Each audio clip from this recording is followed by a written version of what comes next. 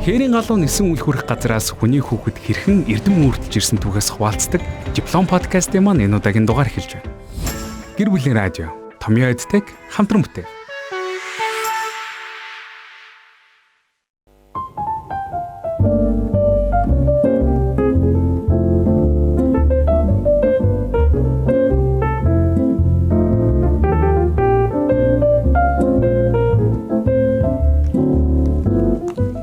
Энэ өглөөний мэндийг хүргэе. Диплом подкастын маань шинэ дугаар эхэлж байна.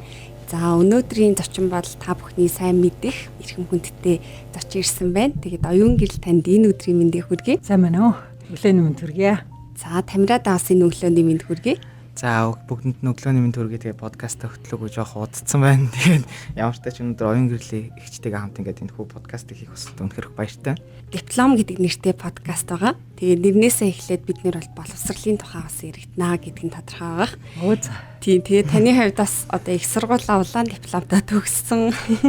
Тийм одоо оюутан байсан те. Одоо ингээд эрдэм мэдлэгээ бас нийгэм руугаа ингээд түгээг явж байгаа юм мундаг эмэгтэй гэж боддог. Тэгэхээр эхний асуултаа асуухад те диплом гэдэг ер нь таны хувьд яг юу вэ? Надад бол анхнаасаа диплом гэдэг зүйл миний одоо ажил эрхлэх лиценз гэж би анхнаасаа ойлгож байсан. Тийм учраас сайн дипломтой төгсөх юм бол би анхнаасаа ажлын гараагаа их сайн эхлэх юм байна. Энд тэнд одоо хүлээн зөвшөөрөгдөх юм байна гэж бодож сурж байгаа үедээ бол диплом гэдэг зүйлд бол анхаарч лээсэн. Тэгээд одоо харахад бол би 3 диплом авсан байна. Эхний диплом бол улаан диплом авсан. Яг бакалаврын зэрэгтэй эдийн засгийн чиглэлээр сурахдаа, хоёр дахь нь бол магистрийн зэрэгтэй бизнесийн удирдлагаар бас улаан диплом авсан, бас 100% онц төгссөн. Гурав дахь диплом нь Стэнфорд их сургуулиас олон улсын бодлого судлал. За тэн дээр бол нэг ширхэг дунд байгаа. Тэгэхээр зэрэг улаан диплом авч чадаагүй. Одоо тэнд ч бас улаан цагаанч гэж нэг ялгаад байдгүй. Гэхдээ бол ер нь бол сурсан хичээлүүдээс нэг дундтай. За тэгээ 2 сайнтай тэгээ бусд нь онц гэсэн. Тим маягтай одоо дүнтэй төгсөж байсан Америкийг. Тас лиценз буюу цаашдаа би энэ дипломаа яг ашиглана гэдгээ бүр сурж байхдаа л яг ойлгосон тий. Тийм. Ер нь айгүй чухал юмсан санагддаг. Тийм. Ер нь бол диплом төгсөх одоо 10 дугаар анги төгсөхдөө 12 дугаар анги төгсөхдөө аттестат гэдэг авдаг штэ. Тэр аттестат ч гэсэн ер нь бол бас л юу ахгүй юу, лиценз ахгүй юу. Та тодорхой хэмжээний боловсролын төвшинг эзэмшчлээ. Иннээс цаашаа та ахиж болно гэдэг ийм лицензийг тэр өгöd байгаа байхгүй. Тийм учраас би бас аттестат гэдэг зүйлд бас их анхаардаг байсан л да. Тийм учраас би 10 дугаар анги бас алтан медальтай төгсөжсэн. Яагаад энийг би ингээд цаашдын амжилтын үндэс, цаашдын одоо ажил эрхлэх юм уу, амжилт гаргах юм уу, хүлээн зөвшөөрөгдөх одоо лиценз гэж үздэг вэ гэхээр ихэнх хүмүүс нөгөө нэг гаднаасаа хараад хүнийг шууд дүгнж чаддгүй байхгүй юу. За энэ оюун гэрэл бол хамтраад ажиллахад бол сайн хүн юм байна, муу хүн юм байна гэж хинч намайг ганц анханаас нь хараад мэдэж чадахгүй. Ганцхан минь дипломыг харж юу хэлдэг вэ гэхээр за энэ нөхөр ямар ч гэсэн 4 жилийн турш даалгавраа хийсэн юм байна. 4 жилийн турш шалгалтад өгсөн юм байна. Тэ 4 жилийн турш хичээлээ таслахгүй төгсөөд дүнгээ 100% авцсан юм байна. Тэгэхээр энэ хүнтэй бол 4 жилийн хэмжээнд цаашдаа цуг ажиллахад бол найдвартай хүн юм байна. Эхэлсэн ажлаа дуусгаж чаддаг хүн юм байна гэдэг ийм одоо миний тухайд анхны дүгнэлтийг тэр диплом өгнө гэж бодож байсан анхнаасаа. Тийм учраас нөгөө миний өөрийн ур чадварыг шууд харангуйтаа хэмжиж чадахгүй хүнд тодорхой хэмжих одоо үзүүлэлт нь дипломд ирэх дүн болоод байгаа байхгүй юу. Гэхдээ би нэг дүнгийн хойноос хөөцөлтөд хуурамчаар дээр дүнг авах гэж явж байгаагүй л дээ. Ядгүй тэр дүнд нь үнэмшээд оюун гэрэл гэдэг нэг авахд нөөх нэг алтан бичигч бичиж чадахгүй бол муухай шүү дээ тийм учраас нөгөө бичгийн ур чадвар бүх юма давхар хөгжүүлээс тэр дүн дээр байгаа тэр онц гэдэг чинь яг үннээсээ онц шүү гэдэг нотлохын тулд бас ур чадвартай байх хэрэгтэй. Тэгээ тэр ур чадвар сурлага тэр дүн гурлаа нийлжээж надад оюун гэрлэгт хүнд итгэж болох юм байна гэдэг дүгнэлтийг төрүүлдэг байхгүй. Тэгээ тэр дүгнэлтийг л одоо бий болгож дараагийн хүнтэй урагшаа явах дараагийн ажил дээр амжилт гарах суурал гэж бодож айгүйх тийм хичээлдээ анхаарч хариуцлагатай ханддаг байсан. Тэгвэл нөгөө орчууд нэг ийм хандлага яваад байгаа шүү дээ.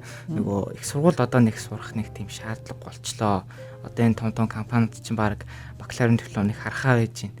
Зүгээр чадвартай л бол тэгэл баг авчдаг болчихно гэл аюух ярьдаг болсон. Тэгээ хүүхдүүд ч гэсэн ер нь сошиалар ингээд контент хийвэл амархан хэлбэрээр мөнгө олчих боломжтой мэн гэсэн сэтгхүү жоохон суух гэдэг талтай та энэ дээр юу гэж боддог вэ? Энэ бол төр зур үзэгдэл.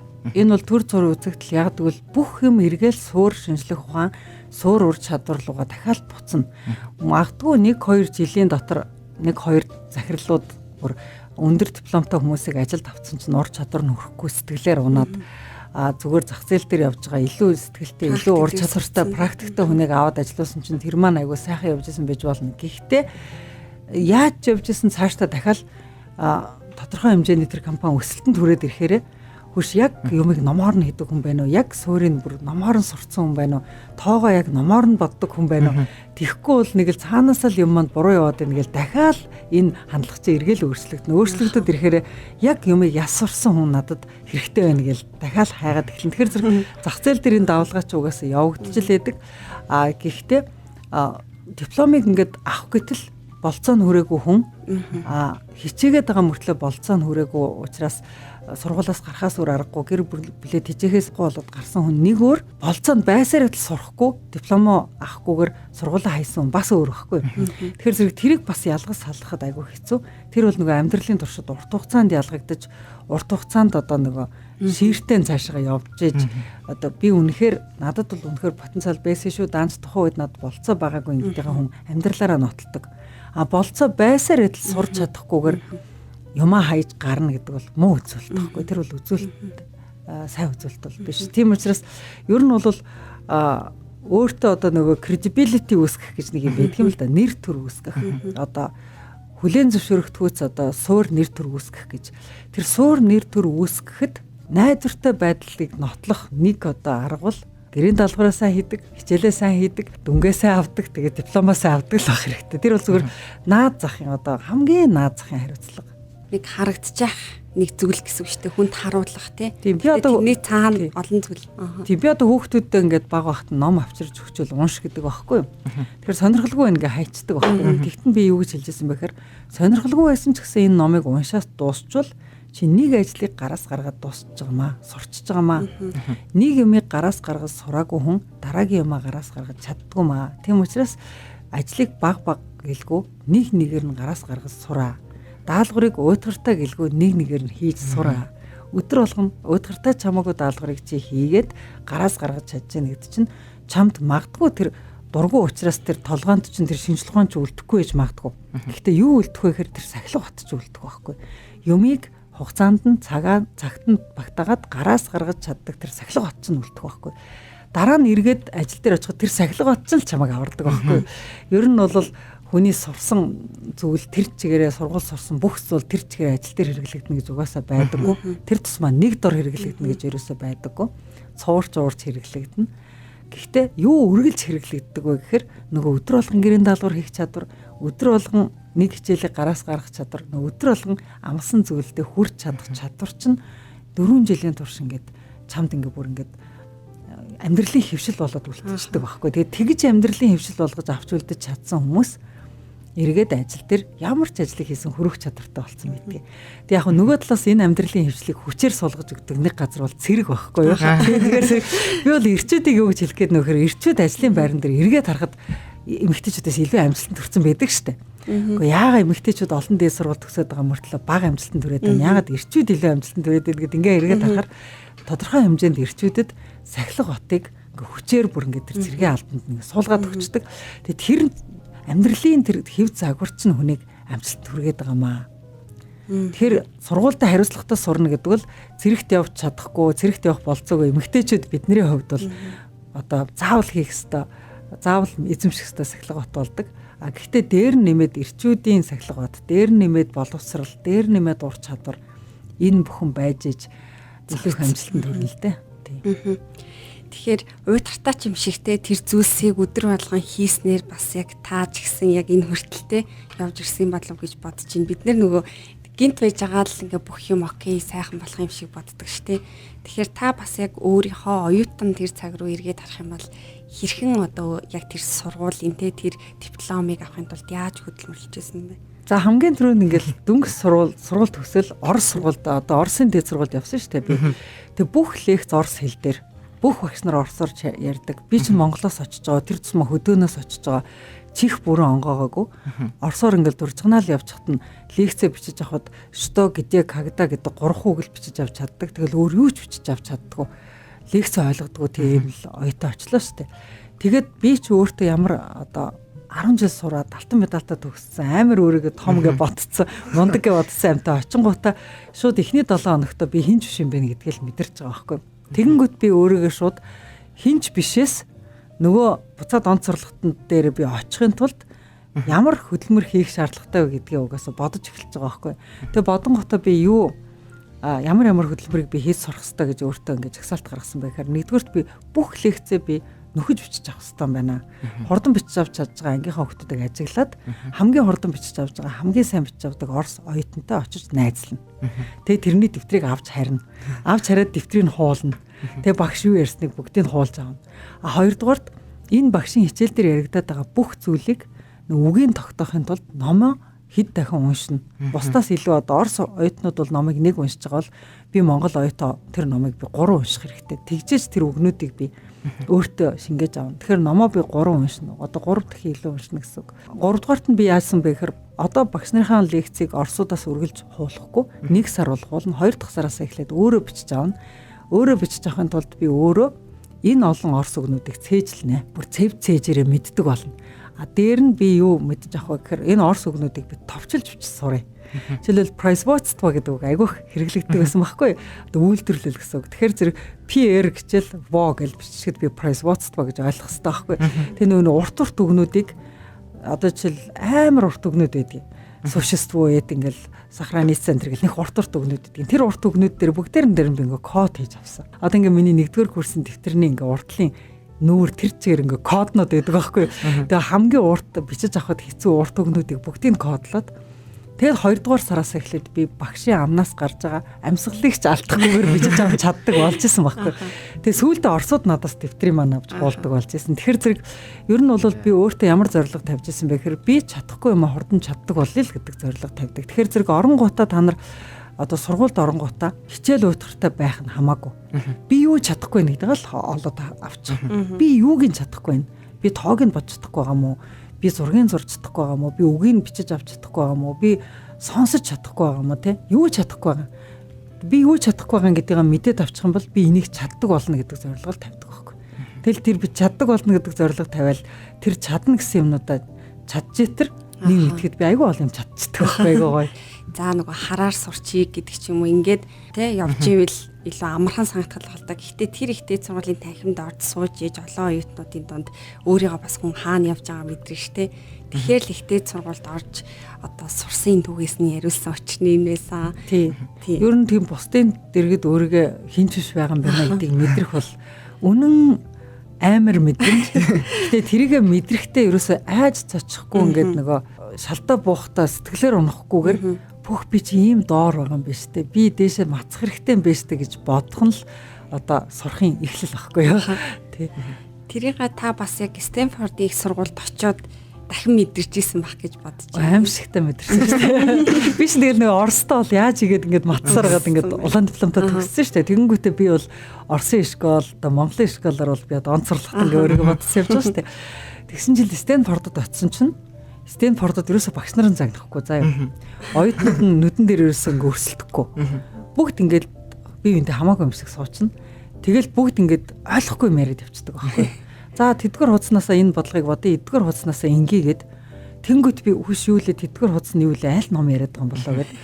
Тэгсэн чинь яадаг байсан бэ гэсэн чинь сургууль 9 сарын 1-нд эхэлнэ гэж яхад 8 сарын 20-наас эхлээд одоо ингээд 8 сарын бүр 1-ээс эхлээд бүтэн сарын өмнө гэрийн даалгаврыг өгсөн байсан юм байна онлайнаар. За тийм номнуудыг уншиж ирээрээ ийм юмнуудыг анги дээр ярилцсан шүү гэд. Тэгээ 1-р курст ороод 1-р ихнийхээ хичээлд ороод эхнийхээ лекцэн суусан чинь багш нар нөгөө нэг лекцэн дээр ингээд Орос багш нар шиг бүр текстийг ингээд задлж ярьж өгдөггүй. Юусоо задлж ярьж өгдөггүй. Зөвхөн шууд за унсын маяг хилцэн ярилцъя гэж явчихдаг. Тэнгөт би ганцаархнаа уншаагүй. Би ганцаархнаа ямар ном уншихаа мэдэхгүй. Би бүр ихний ингээд бүтэн сар хагас би ямар ном уншихаа мэдэхгүй явсан байхгүй. Би хаанаас эднэр номоо олж уншаад байгаа. Хаанаас ямар гарцгийг яриад байгаа ингээд бирөөс мангартаал явдсан. Тэгсэн чинь харин бүх хичээлийн даалгавар онлайнаар өгөгддөг. Онлайнаар тэр уншигсан ном нь 40-50 ном байсан билээ. нэгийг би уншаагүй ангитаа ордог. Орсныхаа дараагаар бүх хүүхдүүд бүх юма мэдээ яриаддаг. Би ганцаараа юугаач мэдэхгүй суугаад байдаг. Тэгж байгаа би нэг мэдсэн чинь бүр ингээд амар хоцрогдоод нөгөө F авчдаг байхгүй. Тэгээд нэг сарын дараа дүн тавьсан чинь би ганцаархнаа ангиасаа F авцсан чинь би F гэдэг чинь бүр муугийн муу гэсэн үг шүү дээ. D гэдэг чинь муу, тэгээд F гэдэг чинь бүр муу нөхгүй. Бүр мууг нь авчингуудаа би багш дээр нөгөө ороод нөгөө сургалтын менежер дээр ороод би ингээ муу аваадах юм. Яагаад би муу аваад байгаа юм болоо гэдэг ингээ уул би онцордол ингээ орсон чи. Үгүй та ерөөсө даалгавраа ихгүй байгаа юм биш тэгээд. Ингээ даалгавар нь тэгээ хаана байгаа юм бэ? Хинч намайг даалгавраа ийж загнахгүй байгаа шүү дээ. Үгүй таны хинч загнахгүй шүү дээ гэсэн. Яагаад хинч загнахгүй байгаа юм гэсэн чи. Үгүй хинч загнахгүй шүү дээ. Та нарт зөвхөн дөнгөж л багш өгнө. Багш чинь даалгавраа prerequisite гэдэг ингээ урьдчилсан даалгавраа өгсөн байгаа. Тимнүүд чинь энэ вебсайтн дээр байгаа. Юмнууд чинь энэ лайв пэйжн дээр байгаа. Тэгвэл тэрнээсээ ололт уншиж тэгсэн чи тэр пэйж рүүгээ орохоо мэдэхгүй, даалгавраа уншихаа мэдэхгүй. Нэг мэдсэн чинь би ингээд даалгавраа гүйцэж унших болсон чинь 50 60 ном уншиж ангийнхныгаа гүйцэх болж байгаа байхгүй. Тэг бүгдийг нь уншсан шүү дээ би. Бүгдийг гүрэтэл уншаал, бүгдийг гүрэтэл гүйцэж авал. Тэг яагаад ч нэг хичээлийг гүйцэж авч чадахгүй байсан. Тэгээ тэр хичээл дээр би багш дээр нь ороод гуйсан байхгүй. Багшаа би энэ хичээлийг гүйцэж чадахгүй байна. Үлийн амралтаар энэ хичээлийг би нөхөж шалгалтаа өгөө. Энэ удаагийн шалгалтанд би үнэхээр орох юм бол муу авах гээд байна гэдгсэн чинь. За яг хөө ганцхан чамд өвлийн амралтын 14 хоногт чи энийг бүгдийг гүйцэнэ гэвэл чиний шалгалтыг хойшлуулъя гэд. Тэг би ганц шалгалтаа гуйжж хойшлуулж ийж эхний семестрийн өвлийн амралтаар юу ч амарч чадаагүй. Нөгөө хоцорсон хичээлээ хийсээр гал таарсан. Тэгэхээр зэрэг Америкийн боловсрал дээр юу айгүй чанга байсан бэ гэхээр хинч чамаг загнадгүй л айгүй амарсан. Чи муу байна, чи тэрийгэ хий, чи энийгээ хий гэж хинч зааж өгөхгүй. Энэ нөхөр муу штэ гээл амьдрал нь ингээ урсгалаар нь хайцдаг. Тэгээд юугаар чангалдаг вэ гэхээр ерөөсөө л дедлайнаар. Тэдэн сарын тэдэн гэхэд тэр одоо цаасаа өгсөн байх хэвээр тэдэн сарын тэдэн гэхэд энэ бодлогоодоо бодоод тушаасан байх хэвээр тэдэн сарын тэдний хичээл дээр эрэхтэй тимнүүдийг энэ нөхөр уншсан байх хэвээр гэдэг даалгаврыг л ингээ чимээг хөөгөө яваад байдаг. Тэгэд чимээг өхөн дээр онлайнаар өгөөд байгаа даалгаврыг олж уншаад олж хийсэн бэжэж та дүнгээ авъя шүү гэдэг бас хинжилж өгөхгүй заяа. Тэрийг бас өөрөө олж мэднэ. Тэгэхээр юм ингээ өөрөө олж мэдээд өөрөө олж даалгавраа хийгээд өөрөө олж онцоо сурна гэдэг чинь амар хэцүү юм байна. Өөрийнхөө тэр нэг өөрийн ингээ далаад донд хайчих жоохгүй. Эрдэм мэдлэгийн далаад донд зүгээр ингээ шидчихэж байгаа байхгүй. Тэг би ч нөгөө нэг нохоо самралтаар ингээ самарч явж байж тэр далаад донд нэг гарцаа олж байгаа байхгүй. Тэгэхээр зэрэг хинч чамаг тэгж нэг ингээ яншихгүй ингээ загнахгүй орчинд орно гэдэг чинь бас аимшигтай эрхчлөөтэй мөртлөө аимшигтай хариуцлагатай газар идэм билээ. Тэгээд би тэгэхэд нөгөө эрхчлээ хариуцлага хоёр гэдэг чинь өстэй яг зэрэгцээ үжэд юм байна гэдгийг Америктчууд яг мэдсэн байхгүй. Ихтэй сургуулиас олон зүйлийг аваад сурлаа. Нийгэмдээ юу үгийг ш та их бодож зүрх цохилж ирж исэн бэ. За яг нөгөө нэг сурж байгаа ингээл хичээл дээрээ тий. Одоо жишээлбэл би ингээл төлөвлөлт эдийн засгийн чиглэлээр явж исэн байхгүй юу. Одоо анх тий. Коммунизмын үед сурж байхдаа тэгтэл би ингээл хүн дамгаал амар хэрэгтэй юм төлөвлөл хэрэгтэй одоо төлөвлөгөөнд нь оролцоол ингээл хүний амьдралд ингээл амар гоо хэрэгтэй төлөвлөлт хийлцээл ингээл хөгжлөг ингээл авчирсан гэж мөрөөддөг байсан байхгүй. Тэгээ намайг сургалт төгсөөд ирсэн чинь манай Хөвсгөл аймагт анх удаа амны орон сууцны хөтөлбөр гэдэг зүйл хэрэгжээд одоо тэр чинь коммунизмын одоо төгсгөлийн жилүүд байхгүй юу. Тэгээд иргэд аминдаа одоо орон сууцтай байж болно. Гудамж хорооллог орон сууцнд оруулахгүйгээр хашаанд нь ингээд амны орон сууц барих эрхийг өгж ирсэн. Тэгэхэд аймаг болгонд орон сууцны төлгөө өгөөд аймаг болгонд орон сууцны материалуудыг өгөөд ингээ иргэдээр нь ингээ зээлийн ахуулаад орон сууцыг бариулах ажлыг 88 онд хийжсэн байхгүй юу. Тэгэхэд бусад бүх аймагаас илүү Хөвсгөл аймаг ганцаархнаа хамгийн олон амны орон сууц барьсан байдгийг. Тэр амны орон сууцны материалууд нь яг миний мэдэлд ирсэн байдгийг. Би тэгэхэд хангамжид ажилладаг байхдаа тэр амны орон сууцнуудыг яг төлөвлөгөөнийхэн дагуу одоо бариулуулахын тулд нэг ч материалыг төлөвлөгөөний бус хүнд өгөхгүй, гэрээний бус зарцуулахгүй гэдэг ингээ гэрээ бариа суучдаг хатуу гэрээний мэрэгчлэн байлаа л да. Тэгэхэд бол би нөгөө маш олон айлыг орон байртаа болголцож гин гэж би айгүйх баярлдаг байсан. Гэхдээ одоо миний Стэнфорд их сургуульд сурж байсан бас нэг хичээл байдیں۔ Тэр нөгөө нэг дижитал ертөнцид одоо дижитал боломж гэж байна шүү дээ. Одоо тийм үү? Одоо интернетийн боломж, дижиталын боломж. Энэ дижиталын боломж хүн болгонд тэгш оногдохгүй байна. Илүү боловсралтай, илүү мөнгөтэй, илүү компьютертэй, илүү хурдтай интернеттэй газар хүмүүс илүү мэдээлэл авч илүү амжилтанд хүрдэг. бага дататай компьютергүй те ингээд интернетийн боломжгүй газар хүмүүс маш их мэдээлэлээс хоцорсноосоо болоод орлого олох боломжоос бас хоцорч байна. Ийм учраас digital divide буюу интернетийн одоо хуваагдал нь хүмүүсийг бас орлогын хуваагдалд хүргэж байна гэдэг ийм хичээлийг бол заадаг байсан. Тэр чинь одоо 2003 онд шүү дээ. Тэгэд би digital divide гэдэг юм байдгийн байх шүү. Энийг одоо ойртуулах нь хүний одоо тий ядуурлын эсрэг тэмцэл юм биш үү, энэрэнгүй тэмцэл юм биш үү гэдэг хичээл дээр заалгасан. Гэтэ энэ заалгасан хичээлээ хэрэгжүүлж чадахгүй би одоо өнөөдөр гэдэг чи хэд вэ? 2020 17 жил болж байгаа юм баггүй юу? Энэ хичээлээ би одоо амьдралд хэрэгжүүлж чадахгүй. Гэхдээ би яг өчигдөрхөн нэг төсөл бичиж эхэлсэн. Энэ маань ирэх 2021 оноос эхлээд 2023 он хүртэл энэ digital divide-ыг багасгахад манай жорлонгоо хөгжлийн төсөл хувь нэмэр оруулах хэрэгтэй юм байна гэдэг ийм одоо шинэ төсөл бичиж ирсэн. Тэгэхээр зэрэг хичээл дээр заалгаж байсан юм а би одоо 17 жилийн дараа ажил болох гэдээ одоо явж ийн гэсэн үг шүү дээ. Тэгэхээр зэрэг хичээл дээр нэг заалгаад ингээд ой танд орцсон юм бол ухаан санаанаас бол нэг хол алга болдгоо байж л идэх юм билээ. Гэхдээ яг ингээд нөгөө хэрэглэх цагаа болохоор зэрэг хэрэглэгдээд ингээд гараад ирдэг ийм зүйл үүд юм билээ.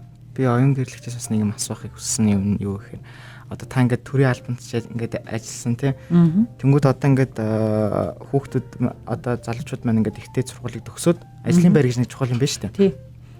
Тэнгүүд ингээд Монгол залуучууд одоо төрийн албанд ингээд ажиллахаар за тэнцтэй цалин бага тэгээ дээрэс нь цаг наргүй амар хэцүү гэдэг. Таны хувьд яг төрийн албанд олон жил ажилласан хүний хувьд төрийн алба хувийн хвшил хоёрын жоохон ялгааг нь залуучуудад гоё тодтоход хэлдэг үл. Ер нь бол хувийн хвшил дээр бол илүү хурдтай технологи одоо хөгжиж яваад байдаг. Илүү одоо амьдралын уртлын игнэнд яваад байдаг. За төрийн алба бол нэг жоохон арын игнэнд одоо хуучинсаг маягийн хүмүүстэй ажиллаад хуучинсаг маягийн орчинд ажилладаг. Тэгэхээр зэрэг төрийн албанд бол би жишээлбэл залуу байхдаа төрийн албанд орж байхад манай үеийнхэн чинь бүгдээрээ хувийн хвшлийг үүсгэн байгуулцаал нөгөө 8 худалдаага эхлээл ховчлаар юм аваад ингээл манай үеийнхэн чинь ингээл бизнесийн лидерүүд болоод эхэлчихсэн. Би тэгэхэд айгүй хатаархдаг байсан юм. Яагаад манай үеийнхэн бизнесийн лидерүүд болоод хахад би ингээд төрийн албанд ингээд хамгийн бага цалинтай ингээд бичиг хийгээ суугаад байгаа юм бэ гэж би өөрийгөө ингээд төрийн албанаас гарах гээл зугтах гээл би тэгдэг байсан аахгүй. Тэгээ намайг яалтчгүй төрийн албанд тохоо үед ажил гээл ингээл ажилладаг байсан. Хамгийн бага цалин авдаг байсан. Тэгээ одоо би ингээ эргээд харахад бол яг сурсан зүйл бол төрийн албанаас маш их байд юм байна. Зүгээр одоо тухайн үед би бизнесийн одоо лидерүүдийн игнэнд орж чадаагүй ингээ бизнес рүү орж чадаагүй ч гэсэн нөгөө нийгмийн асуудал донд нийгмийн асуудлыг шийдэх одоо бодлогыг боддог тэр төрийнхэн дотор байснараа ер нь бол хүн нийгэмдээ үйлчлэх нь сурсан юмаа гаргаж байгаа айгүй том одоо боломж юм байна гэдгийг бол ойлгосон л да. Тэгээд одоо төрийн албанд бол би одоо бичиг цаасны ажлыг бол маш сайн хийж сурсан. Хуулийн ажлыг бол маш сайн хийж сурсан. Ер нь бол бичгээр өөрийгөө илэрхийлэх, гэхдээ ажил хэрэгцээр зэгцтэй илэрхийлэх гэдэг зүйлийг бол айгүй сайн сурсан. Тэгээд хүнтэй харилцах. Төрчин ерөөсөл ингээл нийгмийнхэн бүх одоо хүмүүстэйгээ харилцаж байгаа шүү дээ. Бүх талуудтай харилцаж байгаа шүү дээ. Тэгэхээр бүх талуудтай харилцаж сурна гэдэг бол харилцаан дээр бол залуу хүнд ялангуяа харилцаан дээр бол мангар үнцэнтэй ур чадвар гэдэг юм билээ. Тэгэхээр зэрэг тэр хүнтэй харилцах ур чадвар, бичгийн ур чадвар гэдэг хоёр зүйлийг бол би төрд байхдаа бол үнэхээр сайн сурчсан. Та нарын үед одоо байсан бол би төрд ажиллах дахиад юм сурч ажиллах хэрэгтэй болно. Намайг ингээд төрд ажиллаж байх үед чинь англи хэлтэй хүн байхгүй, компьютер мэддэг хүн баг байхгүй. Би чинь компьютер дээр ажилладаг англи хэлтэй. Ингээ ер нь төрийн албанд бол айгүй ур чадвартай хүн болж орж илаа шүү дээ. Гэтэл өнөөдөр төрийн албанд ороход би дахиад монгол бичиг сурч орох хэрэгтэй болчихж байгаа байхгүй. Тэгэхээр чинь би одоо төрийн албанд орно гэж бодвол би ч одоо зогсоос нэг монгол бичгээ бичих хэрэгтэй байхгүй юу? Давхар бас нэг юм сурч ээж би төрийн албанд орох хэрэгтэй. Тэгээ монгол бичигсэн нэмэгдэж шалгуурууд бол нэмэгдэж байна. Дээр нь өшөө шинжлэх ухааны маш их бас суур боловсрал бас сайжруулах шаардлагатай. Төрд бол шинжлэх ухааны боловсрал муутай, шинжлэх ухааны суур муутай хүмүүс төрд очих юм бол бас л олон нийтийн өмнөөс буруу шийдвэр гаргах эрсдэлтэй байхгүй. Тэгэхээр энэ нь ингээ шалгуур өндөрсөж байгаа ч гэсэн айгүй сайн хэрэг байна. Тэг цаг хугацааны л асуудал байсан баг тий. Тэгэхээр манай бас подкастын нэг онцлог нь томьёо одоо хамтран хийж байгаа болохоор томьёо гэдэг үг дээрээс тулгуурлаад асуудаг л та. Одоо бидний ажил, амьдрал, гэр бүл, нийгмийн одоо тий амьдралд оролцоод явж байхдаа хүн болгонд нэг хизээч нэг юм өөрчлөгддөггүй гол нэг зарчим гэж байдаг штэ. Яг л амьдралын томьёо шиг. Тэгэхээр таны амьдралд юу н яг бага байхаас одоо хүртэл яг баримталж ирсэн тэр томьёо юу исэн бэ? За тэр томьёо гэх юм бол хамгийн түрүүнд бол бүх юмыг би хөдөлмөрөөрөө шударгаар олж авах гэдэг одоо ийм томьёогоор амьдарч байгаа. Үргэлжлэл тэгж амьдарч исэн. Сурж байхдаа ч гэсэн би яг хөдөлмөрлөж, яг уншиж, яг биччихэж л тэр дүнг авдаг байсан. Ажиллаж байхдаа ч гэсэн би яг хөдөлмөрлөж, яг ажиллаа хийж л цалингаа авдаг. Ийм байдлаар одоо хүний хийсэн ажлыг өөр дээрээ наахгүй, хүний бичсэн ямыг өөрөө би бичсэн гэж өнгөрөхгүй тий. Ямар нэгэн байдлаар хүний хийсэн зүйлийг хүнд нь өөрийнхөө хийсэн зүйлийг өөртөө шударгаар ингэж хүлээн зөвшөөрч амьдарч явах хэрэгтэй гэдэг томьёотой. Хоёр дахь нь бол ерөөсөө л 24 цаг биднэрт ноогдож байгаа шүү дээ өдөрт. Энийг бол хэн ч өөрчилж чадахгүй байгаа. Ямар ч томьёо зогоод энийг бид өөрчилж чадахгүй. Тийм учраас энэ 24 гэдэг тоондол би томьёогоо бас зохионо. Өөрийнхөө одоо амьдралын томьёог. Яаж зохиох вэ гэхээр би энэ дэр 8-9 цаг унтна. Хаслаа тийм үү. За 8 цагаа хасъя. Тэгэхээр 16 цаг үлдэнэ. 16 цагаас би 8 цагийг ажиллана. Тэгэхээр дахиад 8-ны яваад гэж байгаа. Үлдсэн 8 цаг байгаа. Энэ үлдсэн 8 цагаас чинь унаанд явах, алхах дээр тэгэл хоол идэх энэ гэсээр 5 цаг насгчтэй. За ингээд саана ингээд 3 цаг үлдэнэ. Тэр 3 цаг дээр нь бол даалгавраа хийн мэн. Одоо оюутан байсан бол даалгавраа хийн, оюутан биш байсан бол одоо өөр босод ажлынхаа өөрийгөө хөгжүүлж ажлыг хийн. Ингэсээр ягаад надад миний мэдл нэгэн цаг үлддэг байхгүй. Тэр нэг цагийг өдөр болгон яг өөртөө зарцуулна гэдэг томьёогоор амьдэрсэн. 17 наснаас хойш одоо энэ томьёогоор амьдарч байна. Тэг би ингээд тоо бодож үзсэн чинь 17 наснаас хойш өнөөдрийн 54 нас хүртэлх өдөр болгоны нэг цагийг бодож үзсэн чинь би бараг 13500 цагийг би өөртөө зарцуулсан байгаа байхгүй. Тэгэхээр энэ цагийг бол би дараа нь юугаар ч худалдаж авч чадахгүй маш үнцэнтэй хөрөнгө оруулалтыг би өөртөө оруулсан гэж боддог. Тэгэхээр энэ нэг цаг дээр би хэл сурах бол хэлээ сурна, үг цээжлэх бол үгээ цээжлэн, одоо тий дасгал хийх бол дасгалаа хийн. Одоо ямар ч үсэн энэ цагийг би өөртөө зарцуулна. Энэ цагийг өөртөө зарцуулсны үр дүнд эргээд харахад бол 12 ном бичсэн байна. Одоо 2 хэл сурсан байна. За тэгээд 3 диплом авсан байна. За тэр 3 диплом чинь нөгөө цагуудад авсан. Тэр нэг цаг гэдэг чинь яг өөрийгөө хүсэлсэн цаг байхгүй. Би яг өөрөө ямар хүн болохыг хүсэж байгаа. Тэрийг яг тэрэндээ зарцуулсан цаг гэсэн үг. Голдуу юм сурах, одоо голдуу ингээд шинэ юм олж мэдхэд би энэ цагийг зарцуулдаг. Жишээлбэл би намайг хүн болгон хуульч гэж боддог. Би өөрөөс хуульч биш шүү дээ. Би зүгээр л хүний эрхийн идэвхтэн иргэн байхгүй. Хүн болгон намайг хуульчин бэжэж гэж загнадаг байхгүй. Би хуульч биш. Тэгээд гэхдээ яа хүмүүс намайг хуульч гэж боддог нь би хүний эрхийн талаар мэдлэгтэй болсон байхаар тэр нэг цагийг би өөртөө зарцуулаад хүний эрх гэдэг дуртай юмдаа би унших, мэдэх, тий зарцуулах тэр яг өөрийнхөө мэдэж авъя гэсэн юмыг би одоо илүү мэдлэгтэй болъё гэсэн юмыг би тэр нэг цагийг би өөртөө зарцуулсан. Хүмүүс жишээлбэл намайг Т Батарыг аваад ирэнгүүт яаж уянграл динзавр мэддгийг, яаж энэ палеонтологч биш вэ гэж энийг хийчүү гэж гайхдаг. Яг тэгвэл би 6 жил палеонтолог уншсан байдаг байхгүй юу? Палеонтологийн тухай номнуудыг би 6 жил уншсан байдаг. Тэр 6 жилийн цаг болгоны нэг сонирхож уншсан шинжлэх ухаан, сонирхож уншсан палеонтолог, археолог, астроном тий тэр сонирхож уншсан нэг цагийн мэдлэгнүүд чинь хоримтлагцаар хагаад яг эх оронд хэрэгтэй үед тий Батарыг авчирцаад хүчилж байгаа байхгүй. Тэгэхээр зэрэг хууль сонирхож уншсан, шинжлэх ухаан сонирхож уншсан, хэл сурна ингээд сурах юм зөндөө байна шүү дээ. Тэгээд тэр нэг цаг чинь бүр хүрэлцдэг байхгүй. Тэгэхээр байнгын тэр өөрийгөө хөгжүүлэх нэг цагийг бол заавал яаж хийж байгаа л өөртөө зарцуулах хэрэгтэй. Өнөө цагт бид нар ч одоо ингээд их л завгүй бодлоо гэж өөрсөндөө тийм нэг тайтл суулгаад байгаа шүү дээ тий. Одоо төгжрэл байнч гэдэг юм уу эсвэл одоо маш их орчин үеийн завгүй иргэн гэж өөрсдөө бодоод идэг. Гэтэл нэрээ бодохоор хүн болгоо нэг цаг яг гардыг байна. Би бас энийг сонсоод яг өөрөөсөө иччил суулаа. За би чи яаж байгаа вэ? Заримдаа яг нэг цаг гаргаж байгаа байлуу гэж бодож байна. Өнгөрлөгчийн хувьд одоо яг ямар номон дээр ажиллаж байгаа вэ? Ном бичих тал дээр үү? Ном бичих тал дээр. За яг одоо бол ном бичээгүй.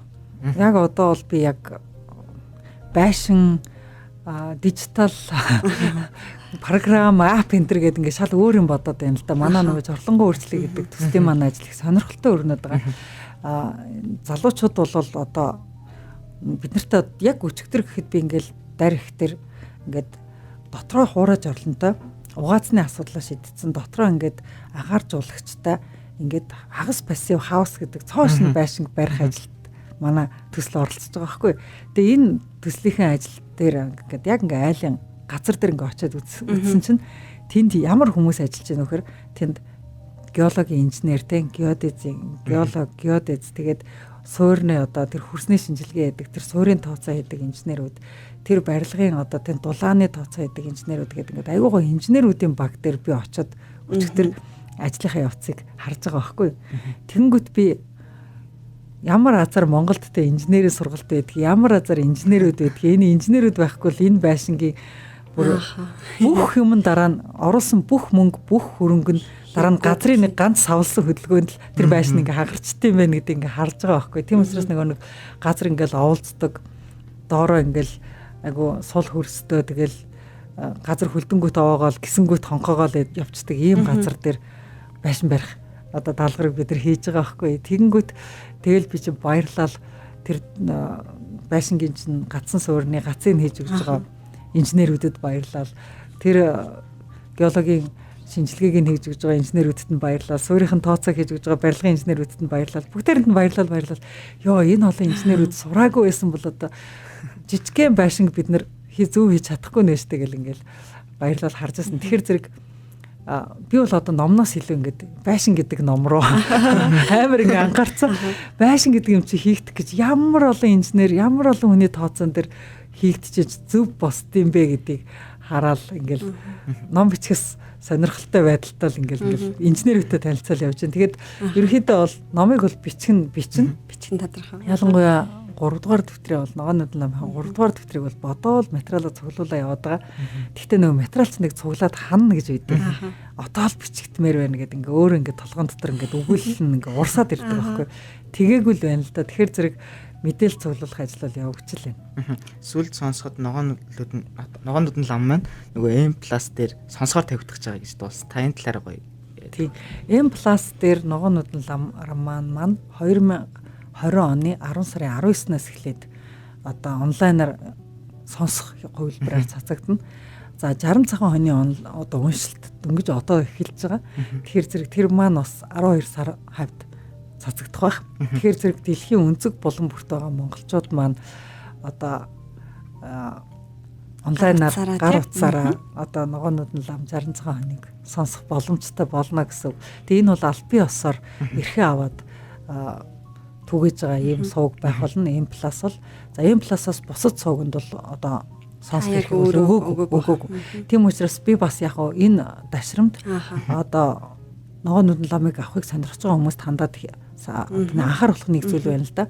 Тэрний юу гэхээр ногоонууд нь лам 60 цагаан хоныг PDF хувилбараар өөр номын файлаар тэгээ аудио хувилбараар хулгайгаар зараад. Тэгэхээр хулгайгаар зарж байгаа оюуны өмчийн хулгайч нартай тэмцээд битээ тэднийг аваарай. Харин албан ёсны эрэхтэй M+-аас аваарай гэж бас хэлмээр байна. Эн чинь л өөрөө нөгөө иргэний итгэвтэн байх те. Иргэн хүний хувьд хэрвээ хин нэгийн ингээд зарыг ингээд явж ивэл та бас болохгүй штэйгээ хэлэх чинь л өөрөө бас таны нэг манай уншигчид тэгээд хэлээд эхэлсэн байлаа. Нэх гоё. Өчтөр над руу манай уншигчид нөгөө хулгайн одоо ном зарж байгаа хүнтэй харилцажсэн DM энэ над руу явуулаад тэгээ нөгөө цаад хулгай хийж байгаа залуу нь болохоор дансаа явуулаад PDF-аар байгаа, аудиогоор байгаа гэл ингээд сурталчлаад байгаа байхгүй. Тэгэнгүүт уучлаарай таны зарж байгаа ном бол хулгай ном байна тий. Би хулгай номд бол хөрөнгө оруулж чадахгүй. Та одоо энэ залуу хүн байж энэ ийм ажил хийхэ болмоор энэ төр гэвчихсэн байгаа байхгүй манай уншигчид. Тэгээд би одоо тэг шударгаар тий оюуны өмчийн хулгайтай тэмцэж байгаа залуучуудаа уншигчдаа их баярлалаа. Тэгээд цаашид бас оюуны өмчийн хулгайг хамтдаа таслан зогсоо шүү гэж уриалж байна. За тэгээд манай подкастыг мэдээж янз бүрийн цэгт байгаа хүмүүс сонсож байгаах тий. Зарим нь одоо гэр бүл зохиоцсон, зарим нь бол гэр бүл зохиогоогүй 10 жилийн сурагчид гэдэг юм уу, дипломгүй гэх тий. Тэр олон хүмүүст хэлэхэд та ямар урам зориг өгмөр вэ? Хүн яг нэг цэгт очиж гацдаг штэ тий. За ялангуяа за би сурч чадахгүй юм байна да. За надаа боломж байхгүй тий.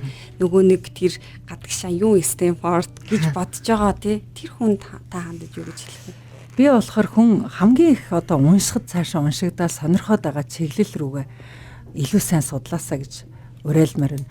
Жишээлбэл би бол хэдийгээр одоо их сургуульд орчоод бол би сонирхож байсан ч сонирхгүй байсан ч нөгөө нэг сахилга утаараа би одоо энийг би сурах ёстой гэдэг ингээд цахилгаан батараас сурсан юмнууд байгаа шүү дээ.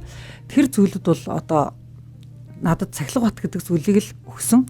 Мөн шинжлэх ухааны суур мэдлэгийг өгсөн ч гэсэн би юунд бас харамсдаг вэ гэхээр би яг өөрийнхөө хоббитой юмыг гүнзгий бас нэмж сонирхох маань ялаад гэж бас харамсдаг. Дээр нь надад бас сурж явах явцад бол Оросд бол ямар ч боломж гарч байгаагүй. Оросд бол чи нэг л ангид орсон бол тэр сур гэсэн бүх юмыг сураал гарах хэвээр. Америкт очиход ямар боломж гарсан бэ гэхээр та өөртөө таалагдахгүй юм уу? Хийх гээд байхад ингээ мухардалд орчоод сурч чадахгүй юм та хайж болно гэдэг ийм сонголт байдаг. Тэгээд тэгсэн чинь би Америкт очсон чинь нэг тийм магадлалын онол гэдэг нэг хичээл авчихгүй юу? Тэгсэн чинь магадлалын онол гэдэг тооны айгу том хичээл авчихгүй. Тэгсэн чинь тэргээ би үнэхээр би чинь хэдийгээр би онцордог тооны нэг дажгүй одоо чадвартай ч гэсэн би тийм бас тооны бүр нэг гений амтан биш байгаа байхгүй. Тэгэнгүүт магадлалын онолгоо би ойлгохоо хэлж байгаа байхгүй. Тэгэхээр нэг 5-6 хичээл явангуудаа би бүр толгой эргээд бүр цаашаа бүр явж чаддгүй. Тэгэнгүүт нь би нөгөө сургалтын менежер дээр ороод хөөш би энийг ер нь цаашаа ойлгох болчлаа. Бүр хичээлээсээ нэгдүгээр тоцрогдчихлоо, хоёрдугаарт бүр яаж хичээгээд гүйцэж чадхаа болчлаа, гуравдугаарт би энэ хичээлийг одоо би ойлгоод ч би цаашаа тий сураач би цаашаа энийг би төгсрөх надад үнэхээр сонирхол байхгүй ингээд бүр ирчүүч бүр байхгүй болоод би ингээд мухардалд орчлоо гэдээ очсон чинь үгүй та хайж болно шүү дээ. Таныг мухардалд оруулаад байгаа юмыг та зүгээр дуртай хайж болно шүү дээ. Дэлхий дээр зөндөө боловсрал байна, зөндөө сурах юм байна. Та өөрийнх нь чадж байгаа юмыг сонирхож байгаа юмыг суралдаа ингээд чадахгүй сонирхгүй байгаа юмаа та ингээд хүчээр ингэж бүр юмыг орхиж бас тавьж сурна. Тэгээ орох та зүгээр гээд зөөсөн байхгүй. Тэгээ би шууд тэр дороо орхиод оронд нь тэгээд энэ кредитэн дээр та өөр хялбархан те энэ төстэй хичээлийг та авч болно гэдээ надад ингээд сонголт өгсөн байхгүй. Тэгээд тэр сонголтоос нь авсан чинь ёо өстөн толгой зүгээр хамаг том ачаа над дээрээс зүгээр хохрол явчихж байгаа байхгүй. Тэнгүүт би айгүй хамаагүй амархан хичээл авангуудаа тэр амархан хичээлийн шалгалтыг айгүй амархан онц өгөнгүүт айгүй баярлчихж байгаа байхгүй. Тэгээ би дараа нь би юу ойлгосон бэ гэхээр сонголт ихтэй ертөнцид ялангуяа энэ эрхчлөөтэй сонголт ихтэй энэ ертөнцид сурна гэдэг бол ад жаргалтайгаар, сахилга баттайгаар тэгээд урам зоригтойгоор хийх ёстой ажил юм бэл. Энэ гурийн одоо тий аль нэг нь байхгүй болоод эхлэнгүүт муу сурж байгаа байхгүй. Одоо айгүй сонирхолтой юмыг сахилга баттай үргэлжлүүлж чадахгүй бол тэр сонирхоод байгаа үр дүндээ хүрч чадахгүй. Маш сонирхолгүй юмыг сахилга баттайгаар бүр мухартан тулгандаа гэд гүжүүдлээд цаашаа юунд ч хүрч чадахгүй бол бас хайрын цаг байхгүй. Тийм учраас над чиг бас үнэхээр за энийг бол би өстөд хэлэхгүй байна гэсэн юм бол хайж болно. Хаяхта зүгээр тэрийг хайж байгаа нэгээд бүх юм хайчиж болохгүй. Тэрний оронд би юу сурах вэ гэдэг тэр орон зайг өөр юмар эзлүүлэх хэрэгтэй. Сурахыг би хайжлага юм чинь бүр мөсөн сурахгүй хайчээ гэдэг тийм байдлыг бас гаргаж болохгүй. Тийм учраас за энэ бол надад арай ахтаад байна. Би энийг хайлаа. Тэгтээ оронд нь би энийг авлаа гэж өөртөө үүрэг заавал авч явах хэрэгтэй. Тэгээ би нөгөө нэг хичээлийг хайчаад өөр хичээл оронд нь ингээд үүрэг болгоод авчиж байгаа байхгүй. Авчингуудаа би тэр хичээлдээ би айгу хариуцлагатай хандж байгаа байхгүй. За өнгөрлөө чи нэг хичээлийг мухарлаж чадаагүй шүү. Ард нь гарч чадаагүй шүү. Чи бол хайсан шүү. Тийм учраас чи тэрийг хайсан байжж энийг хайх юм бол чи бүр одоо тий ажлын ард харж чаддгүй, бүр одоо сахилга батгүй, юмд үр дүнд хүрч чаддгүй. Одоо характерын асуудал яригдэн шүү. Тийм учраас энэ бол сурлагын асуудал биш, характерын асуудал болно шүү гингүүтэй. Характертай гэдгээ нотлохын тулд би чинь тэр дараа нь тэр хөнгөрүүлж авсан хичээлээ бол амар хариуцлагатай сурч байгаа юм чаа. Тэгэл тэрнийхээ ард гарсан л да. Тэгэхээр яг л нэг сурч боловсон гэдэг зөвхөн хүн өөрийнхөө төлөө биш те гэр бүлтгээд энээс цаашлаад улсын хооронд цаашлаад дэлхийдээ хэрэгтэй хүн байхын тулд нэг хийж байгаа яг сая хэлсэн сахилга баттай байсныг тэр нэг шагналч юм шиг те. Тэгэхээр та бүхэн яг ихсэн ажиллаа дуусгаараа энэ зөвхөн таних биш те нийгмийн төлөө бас байх болоо гэдгийг төсгөлд нь хэлмээр байна. Тийм бас энэ өөр бас нэг хэлэхэд одоо ковидоос хамаарад нөгөө маш олон сургууль онлайн болж штэ. Ялангуяа урд нь бол жишээлбэл Стэнфорд их сургуульд явна гэдэг бол маш их мөнгө олж ээж явдаг асуудал байлаа. Гэтэл одоо Стэнфорд их сургууль гэл ингээл том сургуулиуд маш олон лекцийг үнэгүй онлайн дээр тавьж штт. Тэгэхээр тэр үнэгүй боловсролыг чинь монголчууд бид нэр эндээ олж авахгүй л дэлхий дээр нээлттэй байгаа тэр боловсрол чинь дэлхийн өнцөг болон бүрт бүх хүүхдүүд эзэмшиж байгаа. Тэгэхээр зэрэг бүх хүүхдүүд зэрэг энэ тэндгүй эзэмшиж болох тэр олон нээлттэй боломжуудыг бас ашиглах хэрэгтэй. Тэр нэг сургуулийн дипломоо бол яс авчих. Гэхдээ тэрний хажуугаар ерөөсөө сурж болмоор өөр зүйлүүдийг бол энэ тэнд сураалах хэрэгтэй гэж хэлэх гээд байна л да. Нөгөө үлсгэлэн бай, үлэн бай гэсэн зүйлүүд яадаг штэ. Stay hungry. За маш баярлалаа өнөөдрийн диплом подкастад хүрэлцэн ирсэн танд. Дахин баярлалаа. Тэгээ та бүхэн мэдээж таалагдсан бол шеэрлээрэй те. За баярлалаа. Дэлхийн боловсролыг таны гар татгуулах диплом подкаст танд хүрлээ. Та манай подкастыг Гэр бүлийн радио 104.5 долгионоор болон подкаст цугаар хүлээн авч сонсоорой.